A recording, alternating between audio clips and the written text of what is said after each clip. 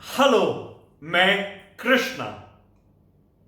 एक बार की बात है, एक व्यक्ति रोज अपने घर से सुबह निकलते थे, मेट्रो से अपने ऑफिस जाया करते थे और रास्ते में अपने घर से लेकर के मेट्रो तक पहुंचने के लिए एक जो पैडल रिक्शा होता है या फिर जो बैटरी रिक्शा होता है उसका यूज करते थे और वहां तक मेट्रो स्टेशन तक उससे जाया करते थे। वो उस दिन में निकले, उस दिन वो बैटरी रिक्शा पे बैठे और मेट्रो स्टेशन पे उतरे वो, और उसको जो किराया था उसको दिया, मेट्रो में बैठ गए, ऑफिस पहुंचे। उन्होंने रियलाइज किया उनका मोबाइल फोन गायब हो गया है। उन्होंने बहुत याद किया, कहीं घर पे तो नहीं छूट गया, कहीं रिक्शे पे तो नहीं छूट गया, कहीं मेट्रो में तो नहीं छोड़ दिया मैंने। अब कैसे काम चलेगा? दिन भर फ्रस्ट्रेट होते रहे, दिन भर परेशान होते रहे।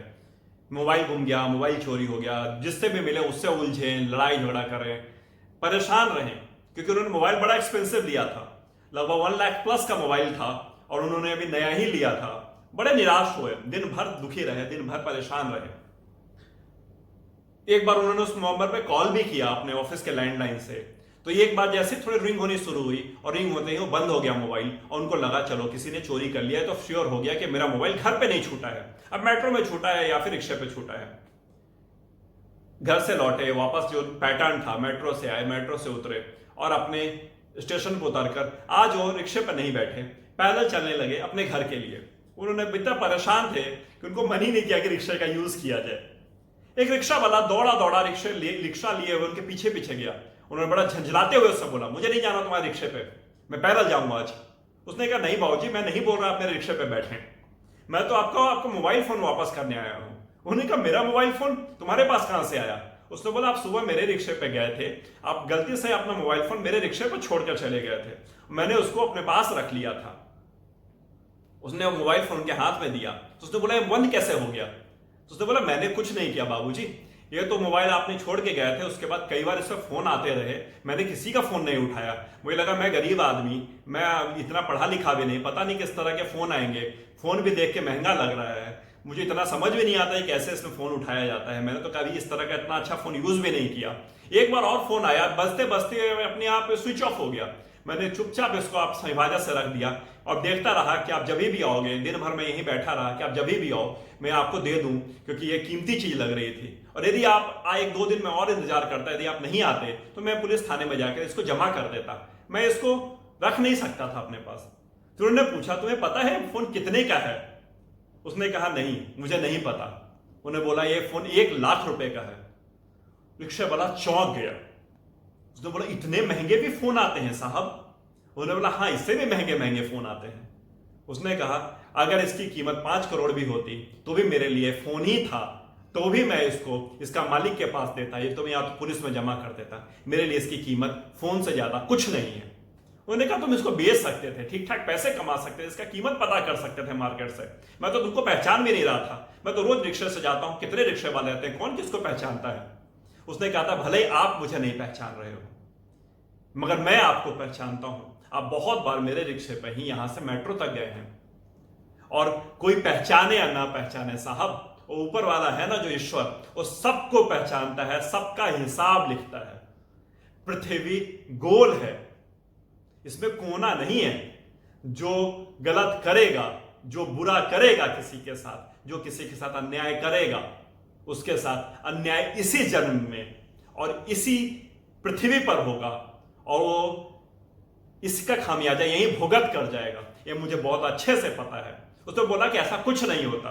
उसने बोला, आप सोचते होंगे ऐसा, मेरी सोच कुछ और है, इसलिए मैं आपका फोन वापस कर रहा हूं। पता नहीं आपके पास कभी ऐसा मौका मिलता तो आप फोन वापस करते कि नहीं करते, यह मुझे नहीं पता। मेरी ऑनेस्टी ऐसा कहती है कि जो मैं कमा रहा हूं उससे मेरा घर ठीक चल रहा है, मेरे बच्चे अच्छा कर रहे हैं। मुझे पता है यदि मैं वो 1 लाख रुपए को चुरा के अपने घर ले जाता, उतना सब कुछ ठीक नहीं होता मेरे घर में, जितनी खुशी से आज मैं अपने घर जाऊंगा कि मैंने किसी की मदद की। उसने 100 रुपए निकाल करके उसको दिया, उसने उसको घर पहुंचा दिया था। उसने कहा, नहीं मुझे आपसे मेरा सिर्फ जो मेरा किराया है वो चाहिए, यह फोन आपका ही था, इसमें मेरा कोई एहसान नहीं है कि मैंने इस फोन को आपको लौटाया है, ये आपकी चीज है और आपका इस पर अधिकार होना चाहिए ही चाहिए था। ऐसी सोच हम सबकी होनी चाहिए, ऐसी सोच हम सबको बनानी चाहिए। दूसरे का धन और पराई स्त्री कभी भी देख करके ललचाना नहीं चाहिए, क्योंकि पृथ्वी सच में, जैसा उस रिक्शे वाले ने बोला, पृथ्वी गोल है, कहीं कोना नहीं है भाई, छिप नहीं पाओगे, कहां जाओगे छुप करके। एक बहुत ही पुरानी कहानी है, सुना देता हूं आपको, 2 कहानी हो जाएगी इसके अंदर, चलिए, मगर मजा बहुत आएगा सुनने में, वो कहानी भी बहुत अच्छी है। एक पाप से रिलेटेड ही बात है, पाप नहीं करना चाहिए, और पाप करने पर सजा इसी जन्म में मिल जाती है। एक सेठ था और सेठानी, दोनों के बच्चे नहीं थे। उनके घर में एक नौकर आता था जो काम करता था उनके यहाँ। नौकर बड़ा ही ईमानदार, बहुत अच्छा नौकर, उससे इतना प्रसन्न थे। उनका बच्चा नहीं था, तो उसने एक दिन बोला, बेटा मैं तुमको अपना बेटा बनाना चाहता हूं, आज से मेरे बिजनेस में जो भी प्रॉफिट होगी उसका 10% तुम्हारा। नौकर को बहुत अच्छा लगा, उसने कहा धन्यवाद सेठ जी। उसने कहा कि मैं अब तो मेरे ही घर पे रहा करो। उसने कहा इससे अच्छा क्या होगा, मेरे पास पे बहुत अच्छा घर थोड़ी है। वहीं रहने लगा। जैसे उसने रहना वहां शुरू किया और वो बिजनेस में 10% का उनका पार्टनर बन गया, सेठ साहब की प्रॉफिट दिन दुगनी बहुत तेजी से बढ़ने लगी। इतनी तेजी से प्रॉफिट करने लगे, एक इतना बड़ा डील किया उन्होंने जिसमें कि उसको लाखों रुपए का, जितने का डील था उसका जो 10% हो रहा था, लाखों रुपए हो रहे थे, और जो उनको एज पर द डील उस लड़के को देना था। उनके मन में एक लालच आ गया। उन्होंने कहा कि ये हजारों रुपए वाला नौकर, मैं इसको लाखों रुपया दे दूं, वो भी इस डील का लाखों रुपया क्यों दूं, इसमें इसका क्या एफर्ट है। इससे अच्छा तो इसको घर से भगा देता हूं। मगर घर से भगा दिया तो लोगों को शोर मचा देगा, ऐसा शोर मचा देगा तो लोग कहेंगे नहीं तुम्हें देना पड़ेगा, क्यों ना इसको मरवा दिया जाए। बस डिसाइड किए, उसको बहला फुसला के कहीं घुमाने के लिए ले गए, कुछ ऐसा खिला दिया जिससे वो बेहोश हो गया। एक डॉक्टर के पास ले जाकर के कुछ पैसे देकर के डॉक्टर से उसको जहर का इंजेक्शन डलवा दिया और वो मर गया। उसका दाह संस्कार कर दिया और रिलैक्स होकर घर आकर के बस गए, कहे चलो छुटकारा मिला, लाखों रुपए बच गए। बस ऊपर वाला सब देख रहा होता है। उनके घर में एक बच्चा हुआ, बेटा, बड़े खुश हुए, वो भी बेटा हुआ। अच्छे से लार प्यार से उसको बड़ा किया, खूब पढ़ाया लिखाया। जब वो बड़ा हुआ उसका विवाह कर दिया। जिस दिन विवाह करके बहू के साथ उसको घर लाए, अगले दिन वो लड़का बीमार पड़ गया।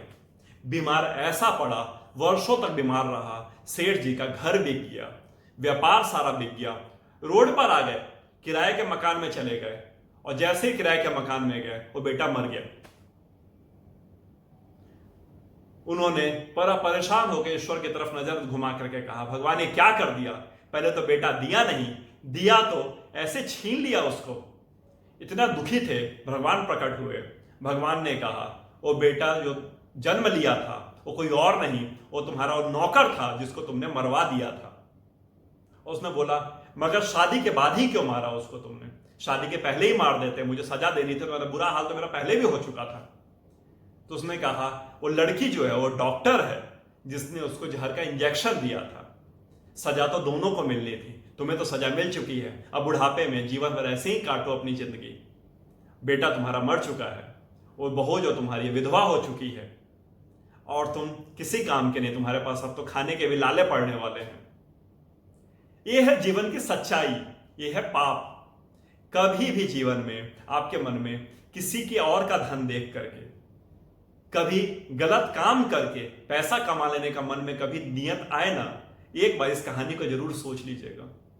किया गया पाप वहां लिखा जाता है और उसका हिसाब आपको इसी जन्म में देना पड़ता है। आप कोई भी हो, बिरले से बिरले का एग्जाम्पल ले लीजिए।